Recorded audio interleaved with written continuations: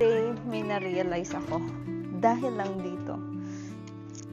Nung bata ako, inggit na inggit ako sa mga kaklase ko kasi sila lang yung may ganito. Chucky pa yung pangalan nun ha.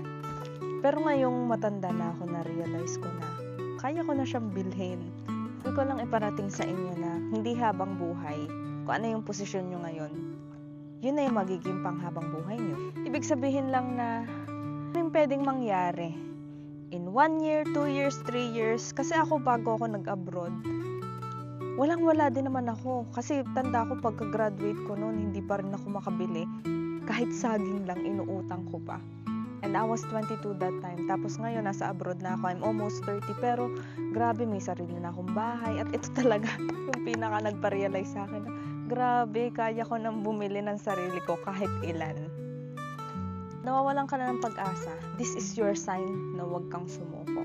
Dahil minsan, kung kailan ka na malapit sa finish line, dun ka matutuksong kung hihinto ka ba or hindi. Basta magtiwala ka lang kay God at sigurado ipapanalo ka niya.